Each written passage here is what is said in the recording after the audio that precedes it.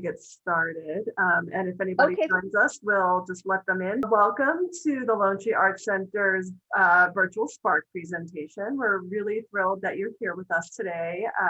First, I'd like to thank our sponsors for this program. We have Charles Schwab, Morningstar Senior Living, Belco, Merrick, and the Scientific and Cultural Facilities District. While we won't have social time after the program today like we normally do when we're in person, this program is going to be interactive, so please participate if you feel comfortable.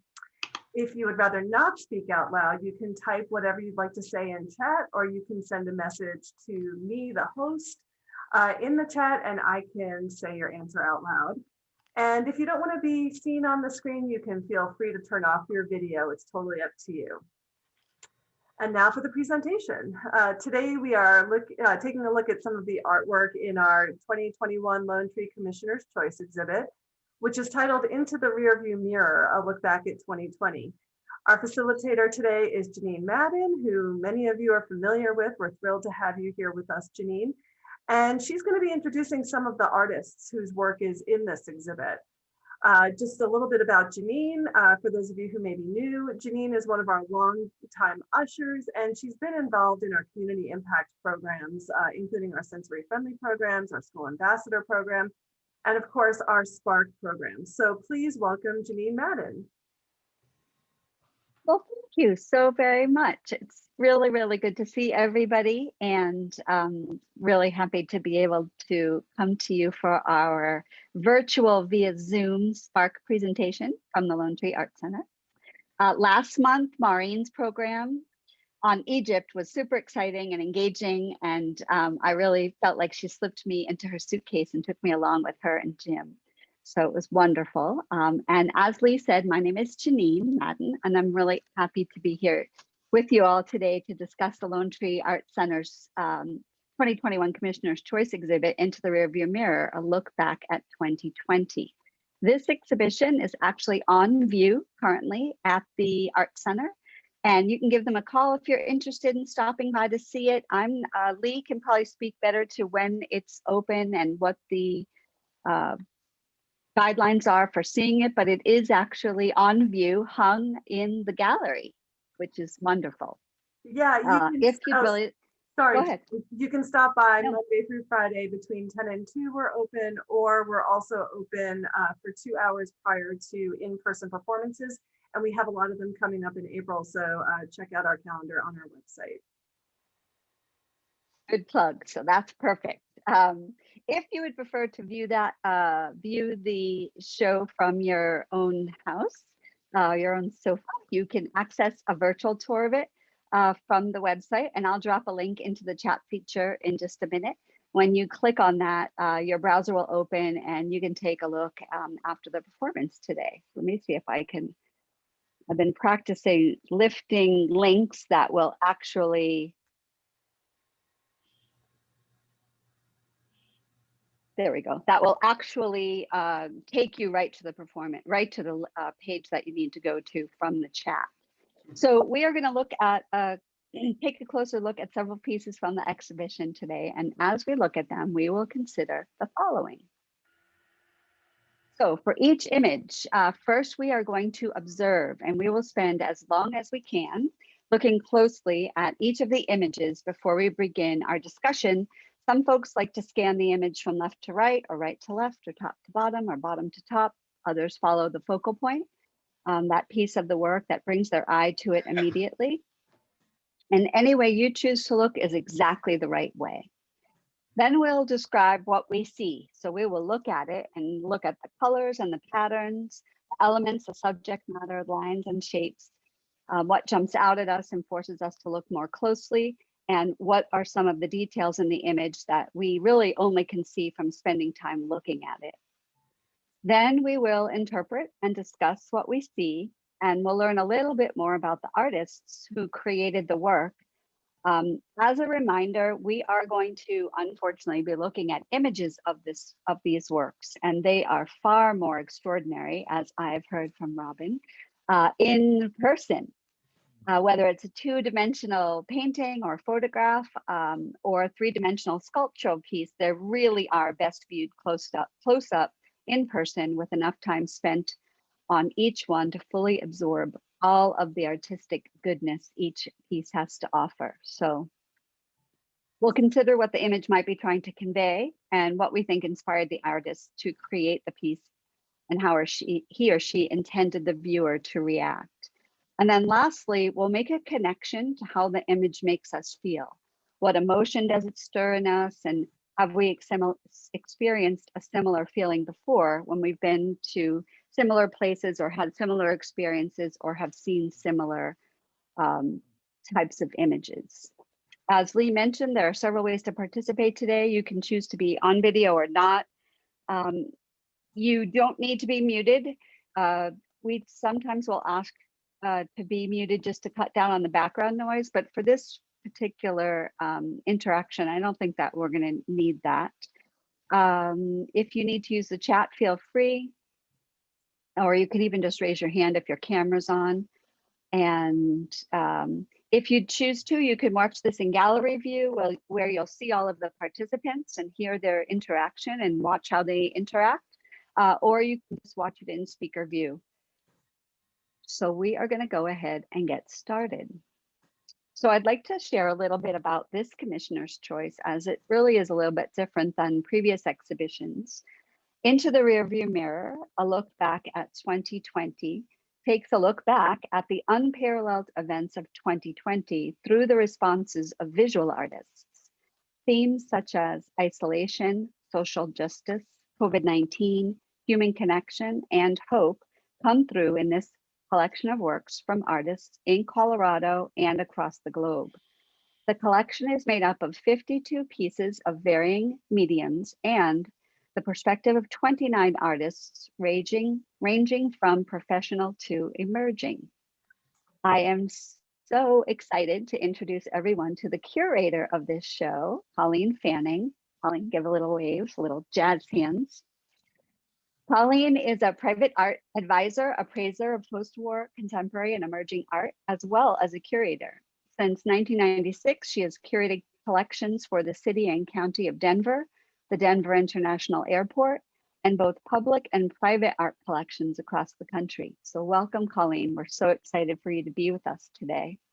Thank you. Before we start to, great. I was just going to say, before we start to look at our images, we were hoping that you might share a little bit about your experience in curating this show and how perhaps it might have been different than other shows that you've curated in the past.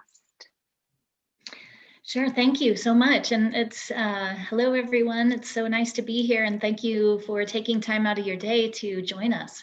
I think you're gonna love hearing the artists talk about their work. We were very intentional, and last year, of course, as you know, things closed down, but there were still galleries opened, and I personally did a lot of travel. So I was very interested in looking at how artists were responding to certain topics. And those topics definitely were racial, social, health related, isolation, and of course politics. And because those things were so impactful, I wanted to see how artists were responding. So everyone in the show has done, all of these works are from 2020, and they are the artist's response. So to be specific about your question, how this exhibition was a little different, I think I personally came to this exhibition curating it with a pretty heavy heart. I felt kind of depressed last year, even though I was very busy and there was a lot of people in the world buying art. And I think that was because people were nesting and making their homes beautiful. I think that, you know, people's responses very much moved me, and it was not the normal sort of intellectual and aesthetic response to this work. It was more, it was very heart driven. The reasons why I personally found these pieces very compelling, and I think the artists will, you'll really enjoy hearing from them. So thank you. Sure. Thank you so much. I really appreciate your insight. So we're going to go ahead and start with our first image. It's going. So, yeah, so I was going to say we'll take a minute to look at it closely and then we'll talk about it. So just absorb it. Feel free to put anything in the chat, comment.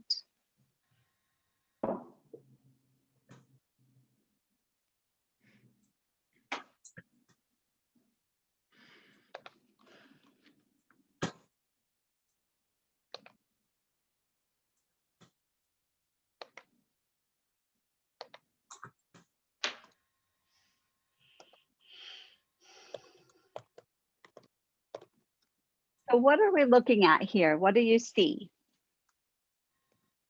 Playground, but it's closed.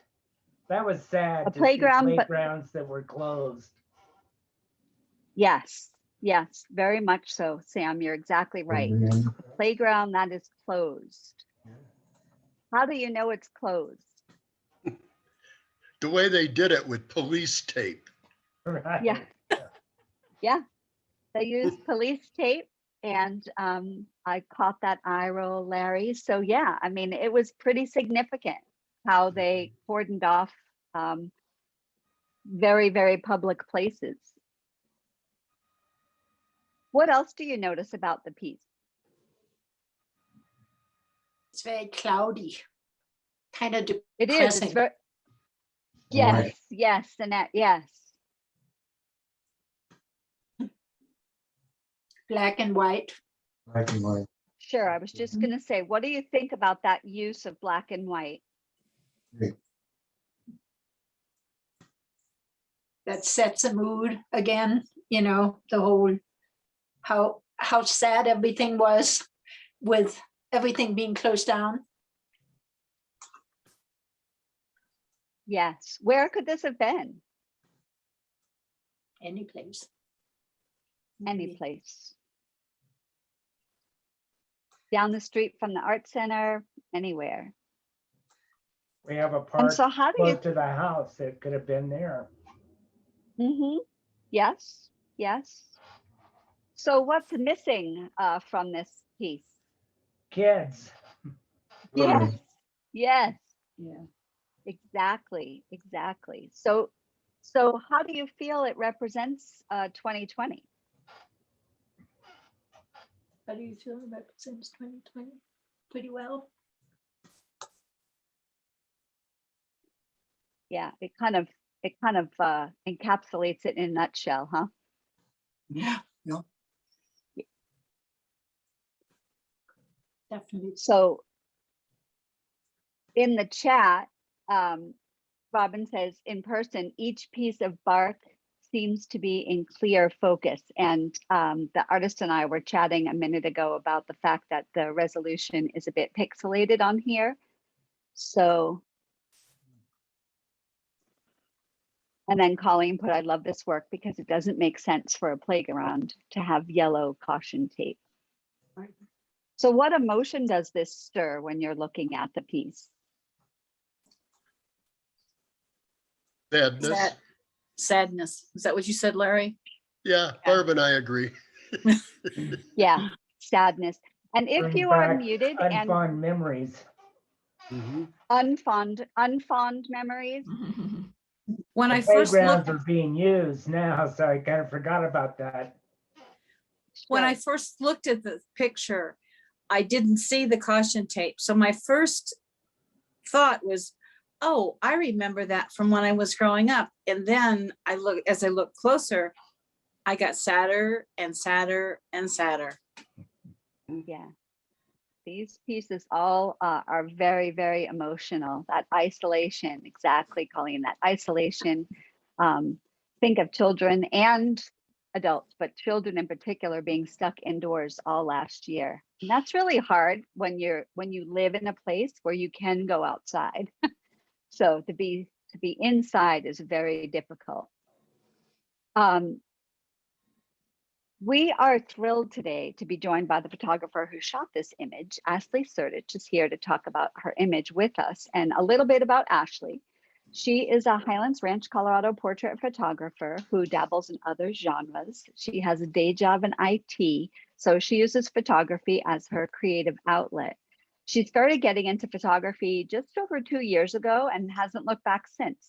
While she typically photographs people, she also loves travel photography. She's been to 63 countries, landscape and macro. She has an Instagram link that I'll throw into the chat in just a moment, as well as a website. So welcome, Ashley. Where are Thanks, you? Janine.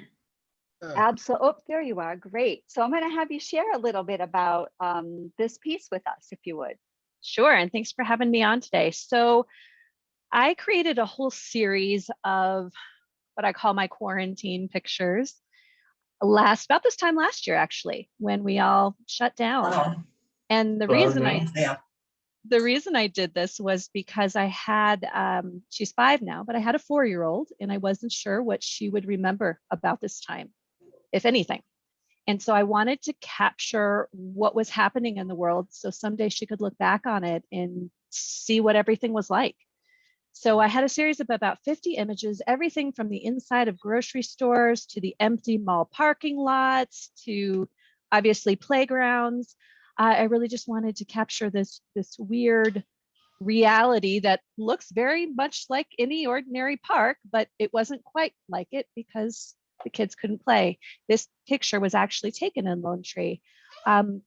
So I put it all in black and white because I felt that it really represented that isolation and that kind of emptiness of it. It was actually a blue sunny day with some clouds, and but I just felt that black and white captured it a little bit better.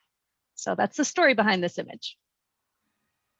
We talked a little bit about that in the run through, the idea of what a very different, it would be interesting to hear what people have to say, what a very different emotional response we would have to the image if in fact you had submitted it in color. Mhm. We'd You know, probably be that awestruck use- at how beautiful the sky would be. Yes. Yes, and just everything. I mean, we would see that yellow caution tape. So maybe Barb, when you were looking at it, that tape would jump out at you. And we've talked before about that, the significance of the use of taking of looking at an image in black and white, and this definitely kind of encapsulates those feelings. Anything else about this piece before we move on to the next one? Any other? Question for Ashley, when you took this photograph, I'm curious about the depth of field that you used and the exact positioning with respect to the swings and that. In other words, from a photographer's viewpoint, what all did you do to capture this so beautifully? Yep, thank you. And I would have to look up what my depth of field was. I think it was relatively shallow as I recall, but probably something in the 4.0 range would be my guess. Hard to tell in this picture, but it definitely has some parts in focus and some parts out of focus. The reason I kind of did it from this angle, I wanted to be able to see all the swings with the caution tape. I also liked how the shadows, if you kind of look at them on the ground, it almost looks like 2 little faces with 2 eyes, with their eyes closed on one side and then 2 eyes looking around like what's going on the other side. That's a little artistic license of how I view that. But I thought the shadows were cast in a nice angle from that perspective. I also wanted to do it this way because from the other perspective, if I had taken it from the other side, there were a lot of other parts of the playground that would have distracted from this simple message. And so I wanted to make sure I didn't clutter it too much with other parts of the playground or people walking in the background. Super. And Beautiful. and so I will say that there Ashley has another piece in the show too. So if you get a chance to look at it online or inside the in real life, she also has another piece in there as well. So thank you so much, Ashley. Thanks, I really Did a appreciate beautiful job with Right. this. Yeah. Thank you. All right, we are going to move on to the next image, and I will caution you before we look at this image. I would ask you to just spend a moment looking at it. Oh. Can you see this here? It almost looked like a COVID virus. Oh, yeah. Yeah.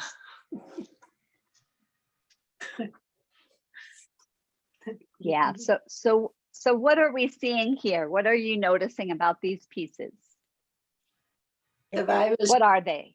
The COVID virus. Mhm. Yeah, the virus, right? Like I'm a biology girl, so I love this piece. I would buy it and put it in my house. It's so very cool to me. All those spike proteins, very exciting stuff. But what is the actual vessel? What is this? Is it an urn? What? Yeah, they go ahead. I couldn't hear Yes. Rosemary's response. An urn. Yeah. An urn. So it has a fitted lid and a base. What are some of the details that you notice? We'll look at this piece and we'll look at this image, and then I have another one as well. The first thing I noticed was the figures at the bottom, the Oh, people at the bottom. Yeah, the skulls. Oh, goodness. Oh, There it is. yeah. So that's some incredible detail at the bottom of these pieces. So now when you look at it from this perspective and then look back, you can see where those are here. And they are also on this piece as well. These urns are actually in I don't know if it's glass, but like a plexi case. So there was a bit of glare in some of the images that we captured, but the gallery provided this image. And so at the top of your screen, I'm not sure if this works. Sometimes it does and sometimes it doesn't. But there is an option to zoom. I think it's maybe next to view. There's a little drop down that says zoom, and you can zoom in. I have yet to figure out how to zoom in non-play mode in my PowerPoint, but So these are an example of decorative art pieces. And what do you think the artist was trying to convey here by putting these images onto this work? Well, first of all, is this something that was made this last year? Yes, these pieces, my understanding, were all made in 2020. Okay. Well, kind of represents the death of the people from the virus. Yes. is that an urn for? Absolutely. Is it an urn for ashes? Could very well be. It could very well That's what be. that's what struck me. I did not know when I looked at it the last time I ushered that the top came off, because obviously I didn't touch it.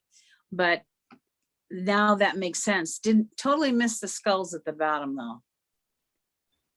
Yeah, and again, I'm actually kind of glad that you said that, because oftentimes that's why I mentioned in the beginning too, is that when you're looking at new work or work that particularly is unfamiliar to you, spending time in it and noticing all those little details really can change your perspective about it. And so if you, the image of the coronavirus has been in the news so much. And so it is, as far as viruses go, it's a pretty recognizable virus. When people look at it and say, oh, like Annette did, that's the coronavirus. What do you think about using the image in the way that he did on the porcelain, on the clay? it definitely strikes a message. I mean, it really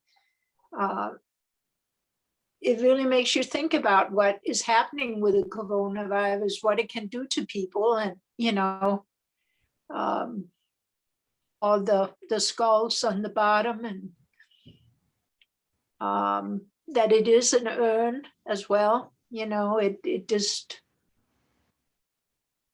It's really sad in a lot of ways.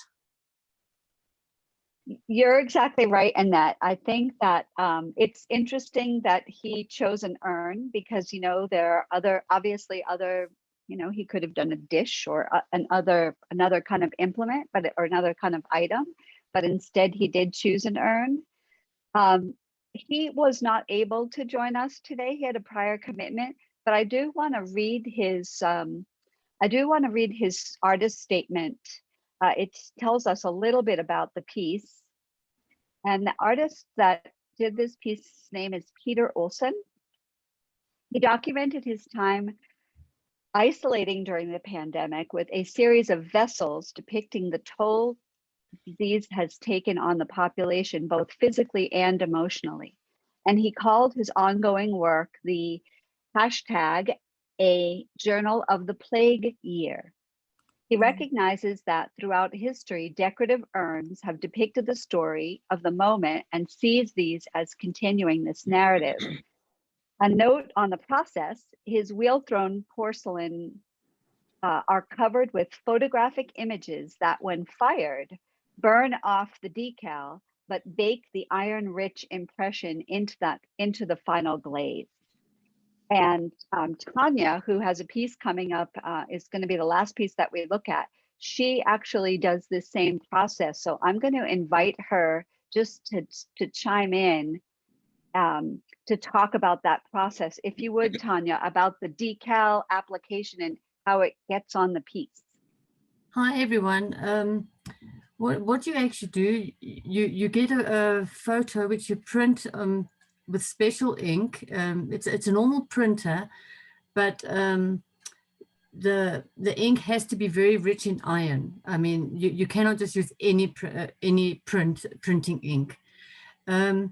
And then as long as there's enough iron in it, you cut the little pieces out, which you'll see later on my piece as well. You cut individual piece out. He's cut out every single virus. He's cut out one at a time.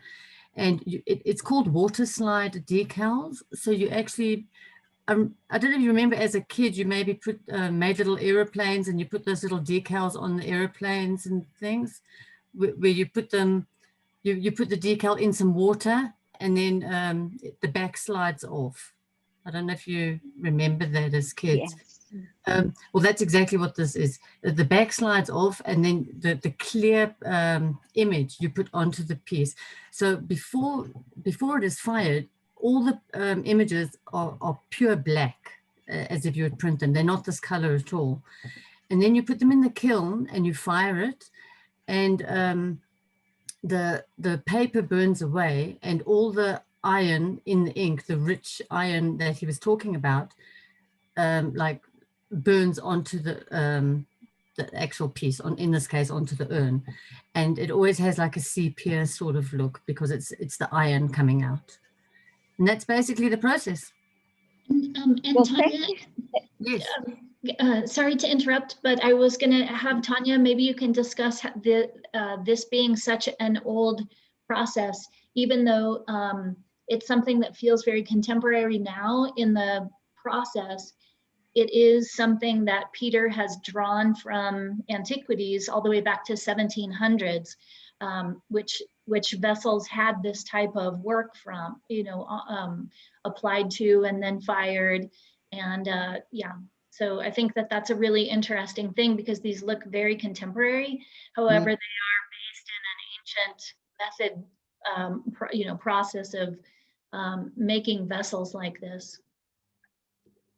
That's true. And you can only get so many, it's getting harder and harder to find these printers. I've got my own printer that you can do this. But there's like one or two printers which only does this certain ink. And it's getting harder and harder to find. Like you say, because it's an old process, so it's sort of, I can't think of the word. Where eventually it might not exist, so. Okay. Wow. Okay. Well, yeah, right. Like, can I add one additional thing? Please. Oh, absolutely. It's very interesting because Tanya, as you mentioned, when you think about traditional printmaking techniques, going all the way back to even the 1200s, there were traditional etching and copper plate etching, and then you ink that plate, and then you make it onto a wet piece of paper. And those old traditional print methods there are still print houses that are master printers, and they offer that to artists to come and do residencies. But it is very interesting, Tanya, that you mentioned that it might become obsolete in the future. Yes. And later, when you see my piece, I have also used decals, which you will see, and it looks totally different because my background is different than he's used. He's used a glaze, which you will see later. I was just going to say, we'll move on to the next piece, but then yes, when we get to Tanya's piece, we're going to see the same process replicated, but in a very, very different kind of finish. Product finish. Thank you. All right. So, Laundry. Thank you. Yes, feel free. Just tell me what you see. Laundry. Laundry? Remind me that I need to go and change the wash. There you go. A little visual clue, right? To get up and to change the wash. Do you notice anything? What do you notice about the pieces? Either both of them or individually? Oh, I think they look all different. They all look soft and cozy, and they're all piled and draped over each other and together like they're all hugging each other, which we couldn't do. Yeah, we still can't. I thought, right, Sandy. I thought it looked like kids' card. Kids' clothes. Yeah. So Donna's saying it looks like kids' clothing. Why do you think kids? Because we've got stripes and we've got all this other stuff. Yeah. And good. Yeah. Yeah. So the stripes, the patterns. Yeah, the patterns. Yeah. Here's a close-up, which gives you a little hint about the next question I'm going to ask. So take a look at this and take a look at that. And what do you think the medium is here? What do you think these are? How did this image come about?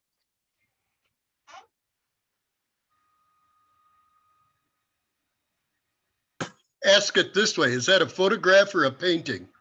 Right. There you go. Without just saying it. Yeah. Photograph. How many of you think photograph? Photograph. Yeah. Very, very realistic. Other medium? Painting. There you go. And this image, I did a little close up, and we might lose a little bit on the expanding of it, but these pieces are actually colored pencil. Oh, and I love colored colored pencil. pencil. Yes, that's what I love to hear that when you reveal, and then everybody is kind of, colored pencil, just unbelievably, I can't even. Amazing. So they are the works of Francisco Soto, I hope I said it right, who is here with us today to discuss these entries that he put into the show. And I want to just tell you a little bit about him before we start. Francisco is a Venezuelan-born American artist known for his highly detailed drawings and his prints. He received his BFA from the Heron School of Art and his MFA from the Ohio State University. His current drawings are visual testimonies of the social and political reality that is eroding his native land. The fundamental preoccupation of these drawings is the lack of empathy that pervades public life, leading to conditions of increased brutality. They offer a collective experience of struggle and perseverance, and as the artist has written, Art should be considered a way of thinking through an image, a testimony of a life lived. He currently lives and works in Lincoln, Nebraska. His work has been exhibited and collected widely around the world, and his accolades include more than 45 national and international awards and honors. As one art critic recently wrote about his recent drawings, I have never seen anything quite like them in 3 decades of looking at and writing about art, and consider them to be among the greatest artistic achievements to ever come out of Nebraska. So, Francisco, we are here somewhere. Welcome.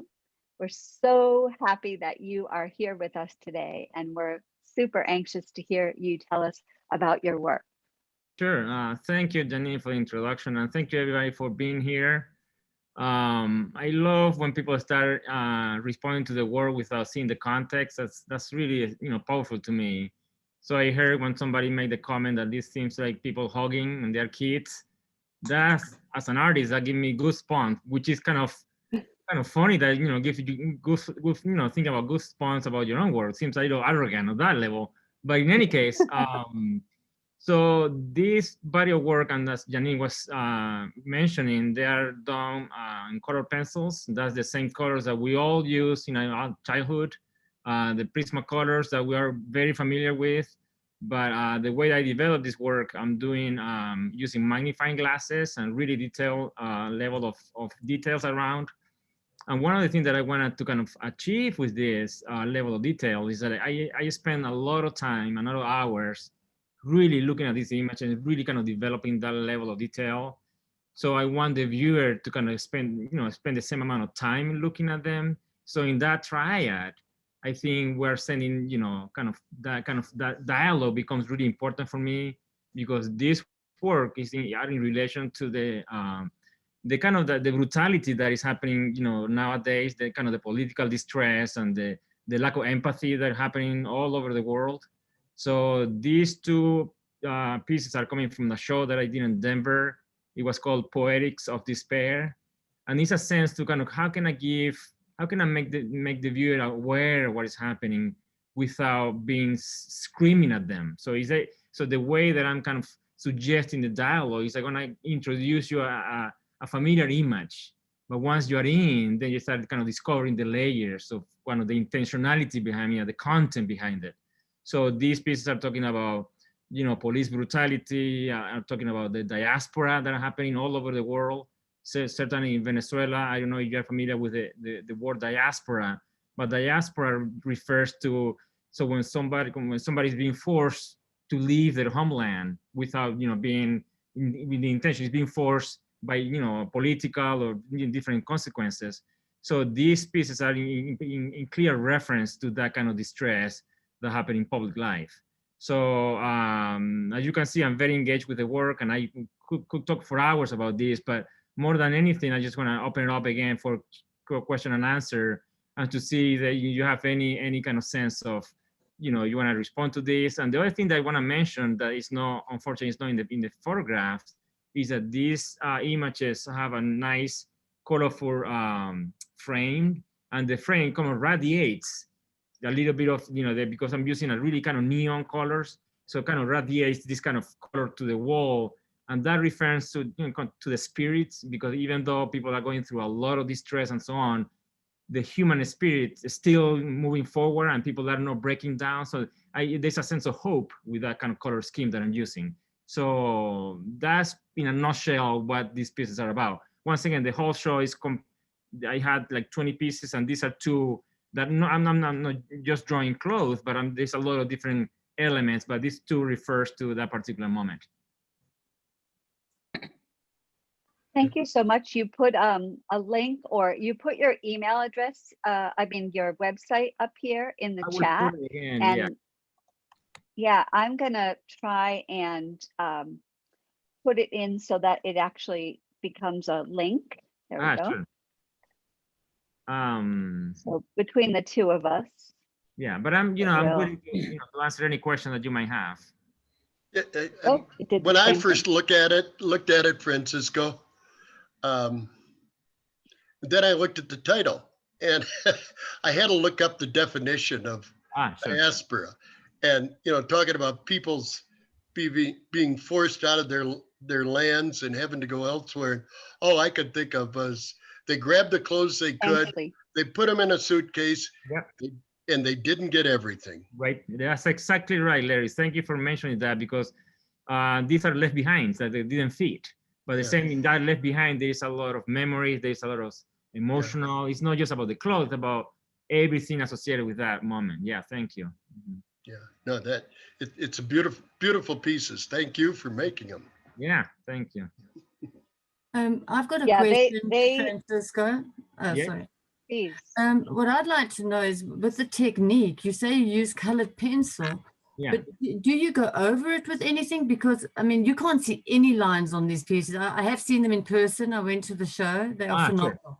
Oh, thank you for bringing that up. So the way that these drawings are done, I work on a piece of paper and I do the first layer of color pencils, and then I laminate that paper into a wood panel, and then I put gloss varnish over it. And then I sand the gloss varnish a little bit, so it gives a little bit of tooth back, and then I add another layer of drawing, and then more varnish, more layers. So it takes like 7 layers of drawing to create that kind of density. Yes, and that's shiny. Mhm. That's why it looks like a photo. Yeah, very elaborate, very elaborate. Wow. Francisco, would you mind speaking, even though we don't have the other images in this diaspora series, could you talk about the other symbols that you've used, like the bird and the Sure. open So, jar? yeah, so there are other images in that show. Once again, we're talking about 20 drawings in the whole show. Some of there are like, there was, a couple of drawings of, one was a dead bird, one there was a, a live bird, in that sense. So like thinking about mortality, but without being, mortality in a kind of metaphorical way. There were a pile of stones that reflect, the kind of the breaking down of the core of the family, in a sense.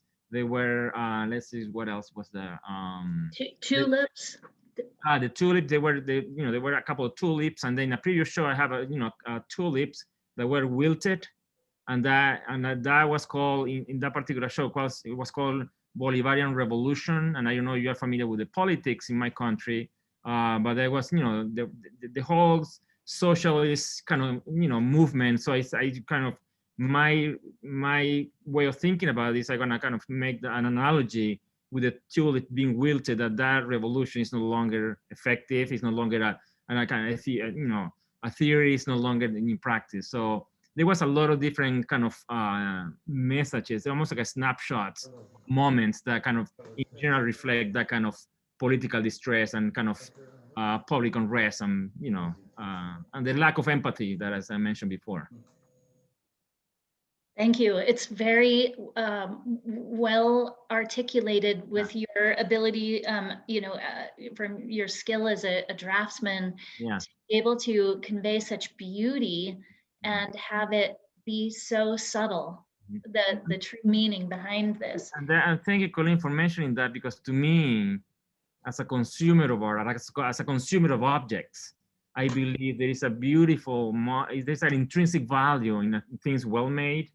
I mean, when you taste a nice bottle of wine, or a really well crafted, bowl or whatever, there's a sense that there's an intrinsic value that comes with the people behind it making such an effort to make it beautiful, that I think I want to have that kind of the same poetic language, but talking about more more humanitarian aspect of things. So there is a sense of, like I'm gonna cultivate the viewer that level. Once they are hooked, it's too late for them to come back, and they have to kind of listen to the piece in a way. So it's a nice kind of dialogue that happens. Well, we're hooked. Thank you. They're so beautiful. It's so beautifully said. Thank you. Yeah. What is the dimension of the pictures? 10 by 10 inches. This big, very small. What is it? 10 by 10. Well, thank you so much. I love the additional information. It's really very helpful, I think, when you know a little bit more about the artist's inspiration and why they do the work that they do. I really think it helps us develop a different kind of understanding about the work. pardon me for not putting in. So I'm going to pop really quickly back up because we do have some time. I'm going to pop quickly back up to Ashley's piece because I did not tell you the title, which is Empty. So sorry about that.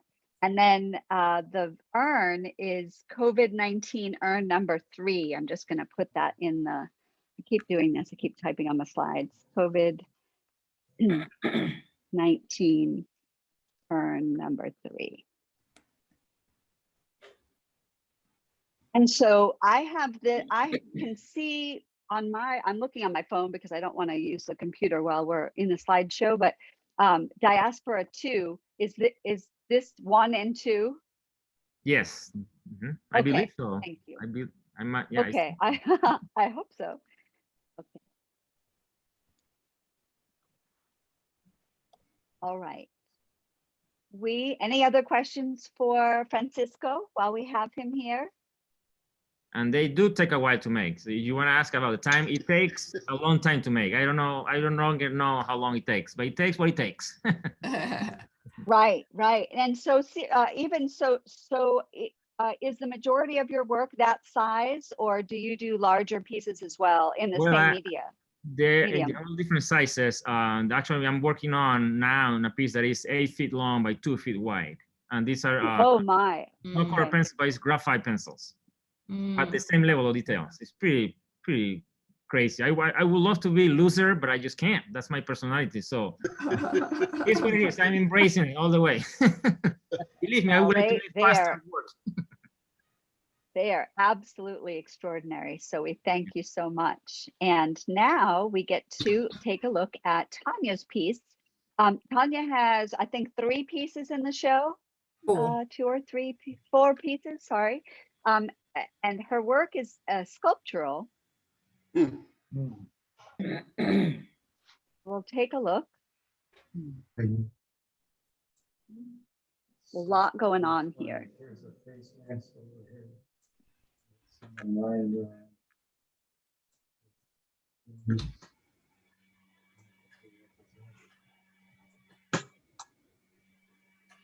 So describe what you're seeing here. Describe what you see.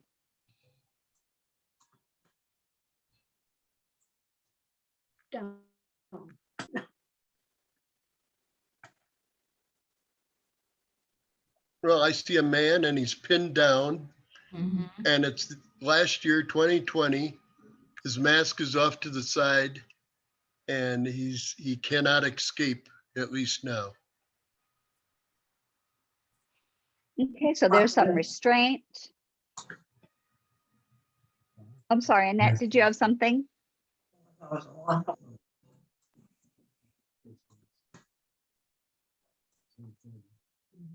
So a piece with a lot going on, a piece with a lot of elements in it. There's that figure, there's the year in there, there's the mask. So I went ahead and took a few close-ups of them. Oh. What do you see on the body? Oh, wow. All different new words that we have been using: social distancing, depression. Yeah, all the things that have trapped us in, as this man is trapped in the year 2020. Yeah. So all of those Vaccine. words. Yeah. Vaccine. What else do you see? Take a look over the whole image. Social distancing. Zoom. Right there on the Mental. Depression. depression. Protest. Hatred. Protest. Protest. Yes. Vote It's here. Vote. on the head. Zoom. By the mouth. Yeah. Interesting placement of the word. Yes. Yes. And he's on a picture of the globe, so it's Yeah. not just the US, it's worldwide. Yeah. Right. So there is a platform or a base. The globe. Globe is on there. The globe. I blew this up so you could see it. Can you see what's written on the mask? COVID. Yeah. COVID. In the mask. I mean, just Really? like, Oh, it's a and mask. I, Oh, it's a my mess. eye Okay. was drawn to the Mhm. Zoom just because I, you know, found it to be a connector. It enabled us to continue with some programming that we really couldn't have done before. It enabled me to watch my middle son get married. So it was a unifier in a way. I think we do hear a lot of people talk about COVID, I mean, about Zoom burnout and just this idea of interaction. So it's interesting to me because we have this idea that we really cannot interact physically, but we can interact electronically, and it enables me to come to you from a totally different state. And Right. same with Francisco. Are you in Nebraska? Yes, I am. Lincoln, Nebraska. Yes. There you go. So it really enables us to join in with folks that we may not have seen in a very long time. So You also have the word bias there, which I think was a big thing in 2020. yes, Still is. Still is. it still is, right? I see false, I see chaos, lockdown. Protest. Protest, yeah. One more time. Protest. Protest, yeah. Fact, Deadly. deadly, yeah. Just a bringing together, and the significance of them being placed on the figure, I think speaks a great deal to the impact that the piece makes. So given the fact that there's a literary aspect to this piece, that there's words on it, what is your response to it? It will represent 2020. Yeah. To me, at least. Yes. Yeah. How big is the figure to have so many words written on it? That's not very. So I'm going to go ahead. Yeah, I'm going to go ahead and introduce the artist, and she'll tell us the name and the figure and a little bit more about the process. Yeah, it is not. I have it too. Let me see. Let me see if I can pull it up for you too. Oops, sorry. Can't remember offhand, about 14 diameter is the whole piece, I think, or 12. Yeah, 12 by 12 by 12 by 3 1/4 or 3 3/4 or so. And so we're going to welcome Tanya back, excuse me, and a little bit about Tanya, whose pottery adventure started in sunny South Africa as a hobby. Before she knew it, she was mesmerized by mud and the process of turning it into wonderful works of decorative art and functional wares. Her work has a variety of finishes, from glossy glaze to distressed and whimsical. They are layered with colors and stains to give depth and richness. The pieces have a fun wackiness to them with a touch of attitude and strong attention to detail. Each sculpture tells a story, which is described by their titles. The rest is left to how the viewer interprets the piece, which could have very different meaning to every individual. This current work, 2020 Sculptures, started as a way to channel her energy and sometimes anger of all that had happened in the year. There is emotion in each sculpture and they speak for themselves. She made it because it gave her freedom to be creative without boundaries, and that everyone can relate to the story. So thank you so much for joining us, Tanya. We really are excited to listen to what you have to say about your piece. And I'm going to go back to the larger picture of the whole piece. So thank you for inviting me to be part of this. And Colleen, thank you for inviting me to be part of a stunning show. My husband and I went and saw it ourselves the other day. It is beautiful. At the end of 2020, I could feel myself getting really, really angry because of COVID and the riots and voting. And the weird thing is, this was our first year that my husband and I could vote because we became citizens.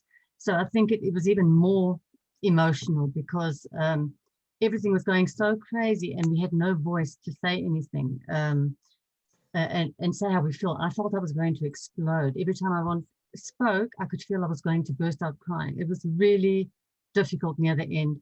And I didn't want to say anything on social media because as artists, we rely on social media for our art. So I didn't want to say like the wrong thing because it could come back and backfire later and never sell art again, you know. So I rather didn't do that. So I thought I need to channel this anger and this energy into something. So I decided I'm going to do what I know best and make some sculptures.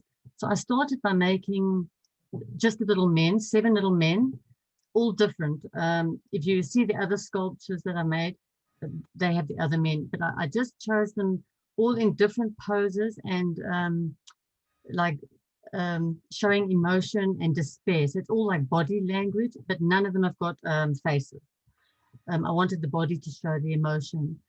And then I made different 2020 numbers because obviously that was a relevant thing for 2020.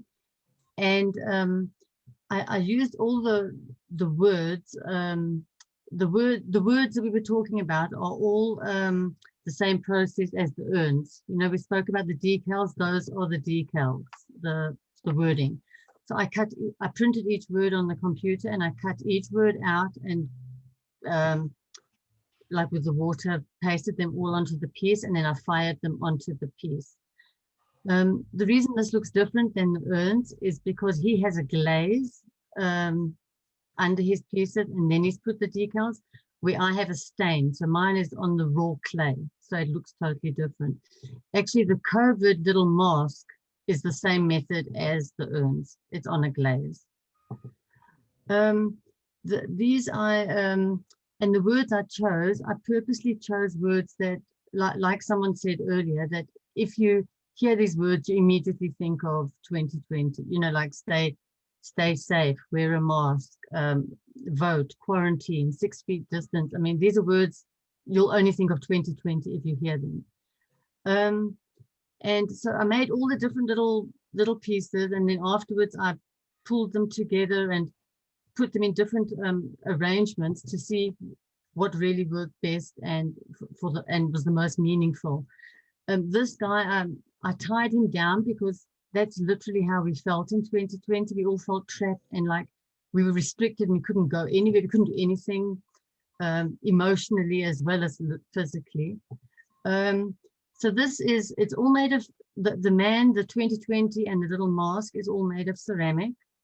The base it's a wooden base which I cut to size and I painted it black.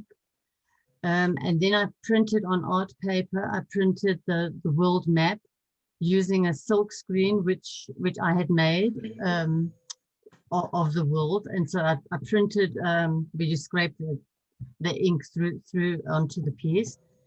And then I used the brown ink and I did a blotting effect on the paper to make it look aged. And then I assembled them all together and nailed the rope around the little man. And I nailed that to the piece. And then right at the end, I've poured, you maybe can see it on the close-up, Janine. I poured an epoxy. Yeah, it could be a bit shiny. Yes, there you can see it better. If you look between the 2 and the O there, yes, you can definitely see some of it. I used a 2-part epoxy and I poured it over the whole piece so that, okay, it strengthened the piece to help adhere it even more, but it also gave a beautiful, smooth, silky finish and tied everything together. And that's about it. But I must be honest, it was very, very therapeutic. As angry as I was, this did help. Yeah, so that was good.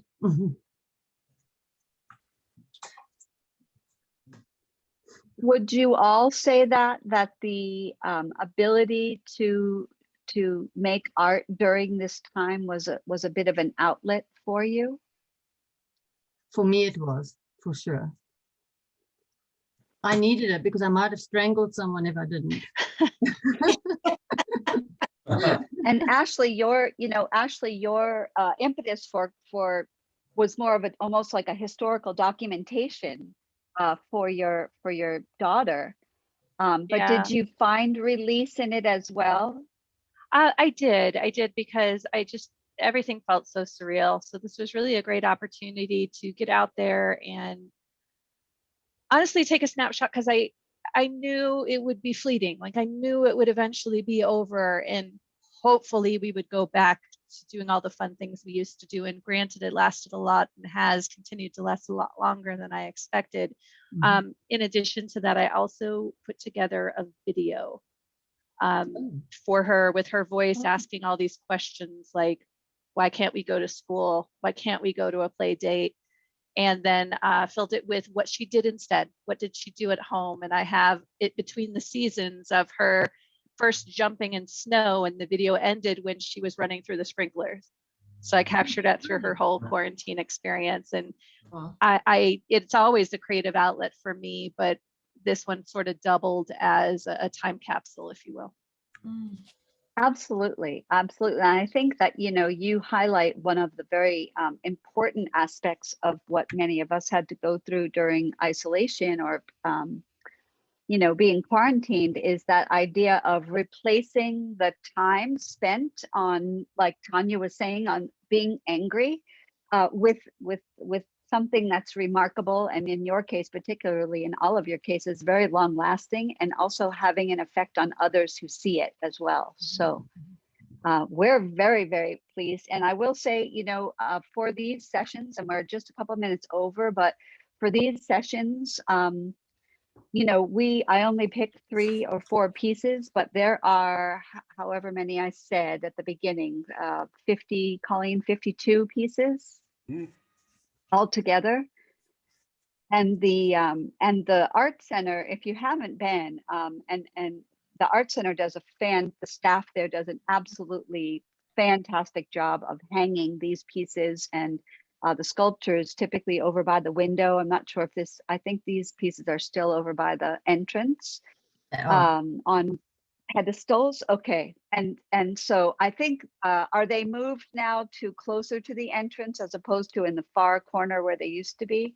They're closer to the entrance. As you go in the door, they're on the left, like behind the window.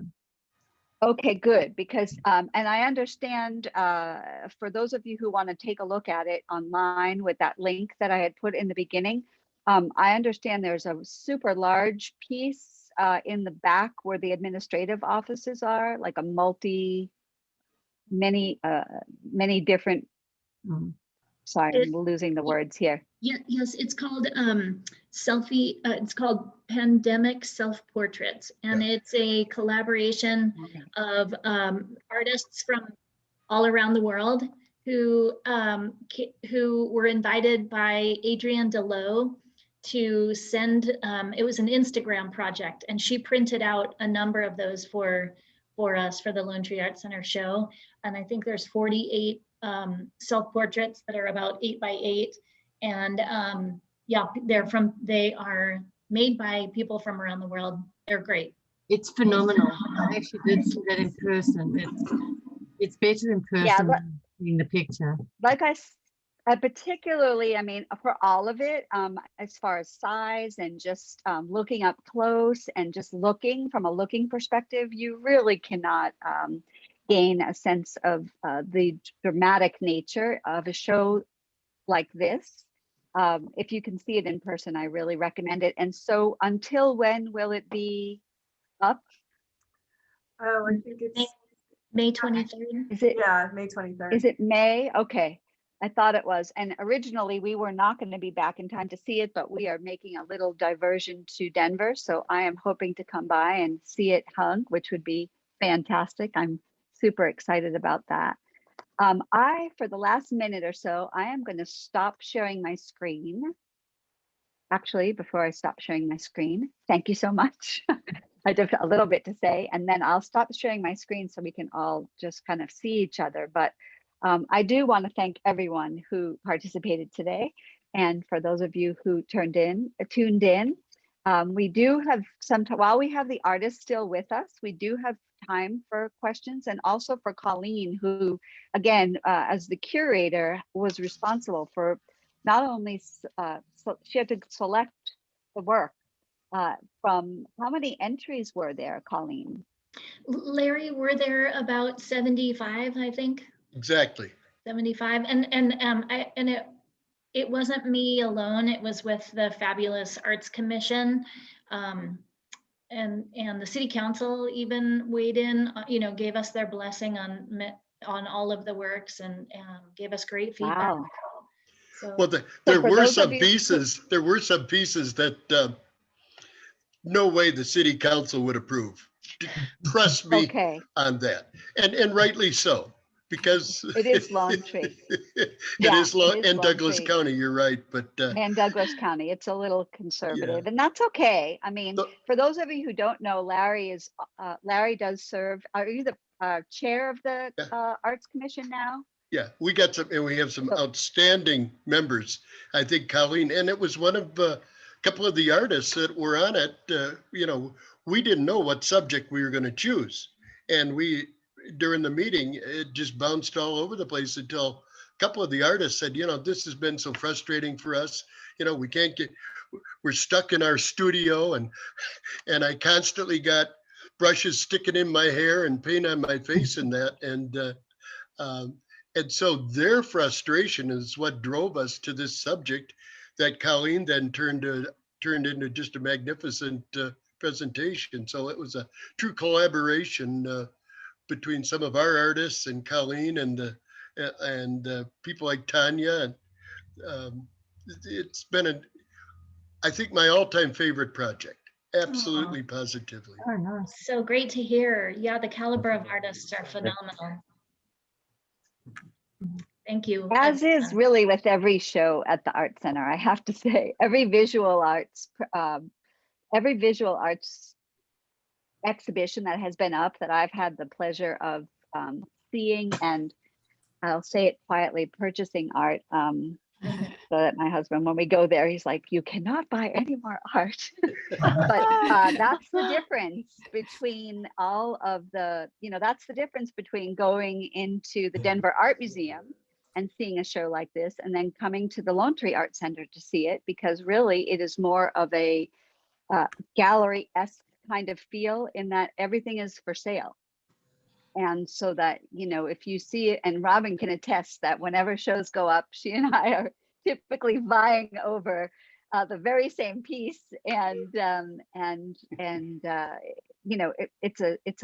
fact that much of the work is local too is very, very nice. So it's a wonderful opportunity to get exposed to some extraordinarily well done art pieces, whether it's the photo show or the Commissioner's Choice, and the reason why I mentioned that Commissioner's Choice is so different this time is that in my experience, Commissioner's Choice previously has been a single artist. Is that correct?